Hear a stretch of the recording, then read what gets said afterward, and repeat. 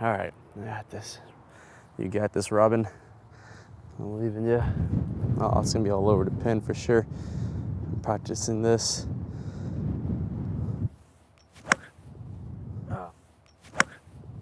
Oh, gosh dang it. There I go, flipping at it again.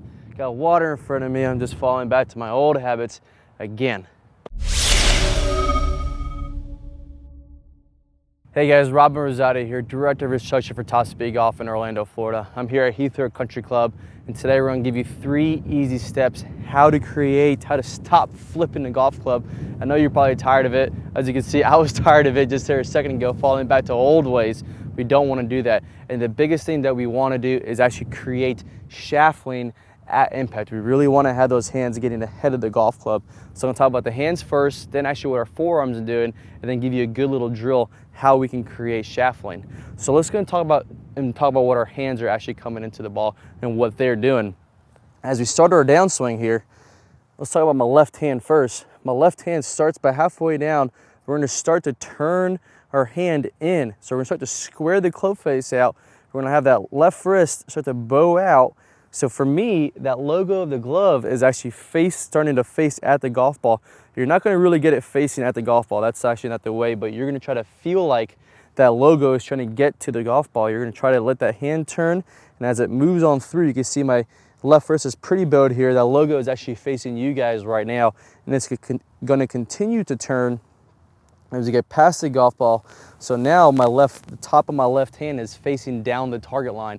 That is really getting my left wrist bowed and traveling ahead of that golf club. You see at impact, just with my left hand alone, my left wrist is bowed, and I have my left hand ahead of that club. That's gonna be key. So now my right hand, what that's doing, as I continue to go down, my right hand actually is creating extension. My knuckles are getting closer to my forearm. So as my left wrist goes, my right hand is coming down, creating all that extension.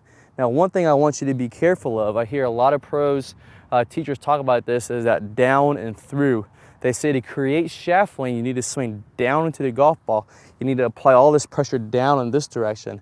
That's actually false. That's gonna create you to get more steep. So if we're gonna get here, create this angle, and apply that pressure down and get more steep. So now you're gonna have to try to come up at some point. So what happens here is what you're gonna do is actually try to flip it at last second.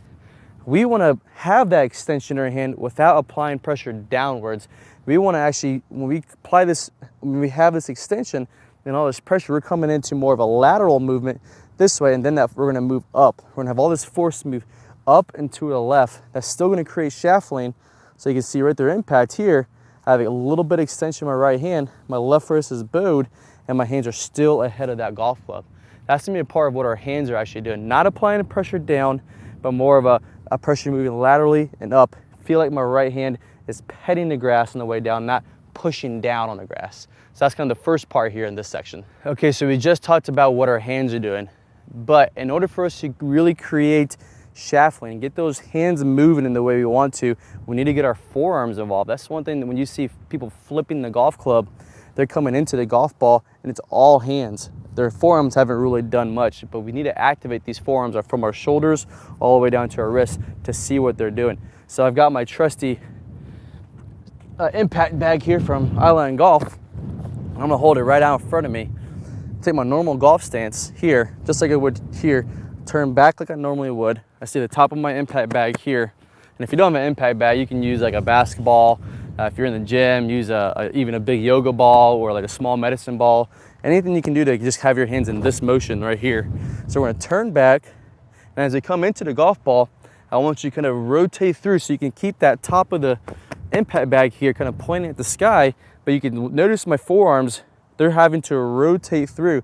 If I use just my hands, I can't really do that there. This is actually forcing my left hand to be a little bit more bowed, but my forearms are actually taking the control. So now they're moving in this direction. And as I go on to my follow through, you can see my forearms are taking over.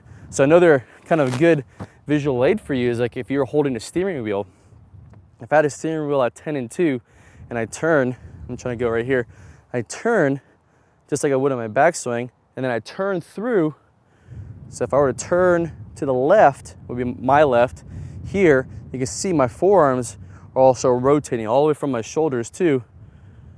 And it's impossible for me to flip if I'm holding onto the steering wheel. So that's another feeling. So that's gonna help you apply that shaft lean, not with just your hands, but with your total arms. So then you can really help keep those hands and arms ahead of that club. Again, creating that shaft lean, what we really need so we can stop flipping the club. Okay, so now on to the third part of this video. It's actually gonna be a drill for you to how to create shaft lean. I actually have a 4-iron here. The reason why I have a 4-iron is gonna really help me keep the ball low. In general, when we're having shaft lean, we're actually de-lofting the club just a little bit. So this 4-iron here has got somewhere between 25 to 28 degrees of loft. We're gonna de-loft it to where it's about half of that. So the only way we're gonna do that is actually create shaft lean. So this drill, what we're gonna do is I want you to grip down on it. And the reason why we're gonna grip down on it is so I want like kind of the first 2 fingers in your right hand to be onto the metal. And when you set up to it, just at address, you know, somewhere that butt of the club should be pointing somewhere just outside of my left ear. And then at impact, it's just gonna be pointing more. So you can see that with this club here, that butt of the club is now pointing outside of my shoulder. Maybe, you know, it's okay if it's pointing inside of your shoulder just a little bit, but this is gonna be a good indication because if you flip at it, you can see where that butt of the club is pointing now. So that's gonna be the key. So I want you to hit small shots here. And I want this ball to be running low. I don't want you to create loft with this. That's why we're using a 4-iron. I really want you to start getting it to roll off the ground. So we're not gonna try to flip at it. So you can see that it kind of got a little bit of loft there. But I want you to really create shaft lean, do everything we just talked about, and really get that ball to roll down the fairway, to get it rolling. Keep those hands ahead. This is really gonna give you a good idea. So if you look at impact, you can see that butt of the club was pointing outside of my shoulder, really creating shaft lean. So do that about, you know, somewhere between 10 to 15 times. Get a good idea, especially what solid contact feels like. Oh yeah, that's nice and low. And then when you're ready, go and take your normal grip, and hopefully you're ready to have some shaft lean and not flipping at the golf club.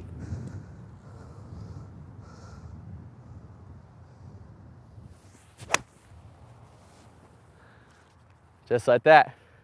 All right, guys, good luck working on this. Stop flipping the golf club. Get it a little bit more shaft lean. Have fun as always. Good luck and play well.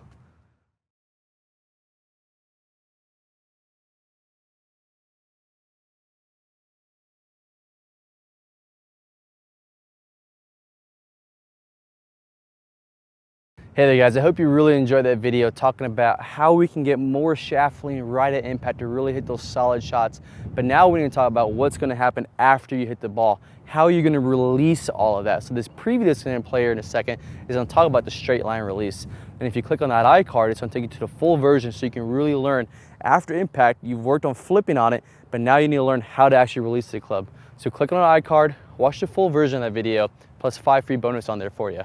All right guys, so good luck working on it. Have fun as always and play well. Now, a common misconception I see is that we want to create lag and we just want to hold that lag all the way on through contact and get as much lag as we can coming through contact, and that's simply not true.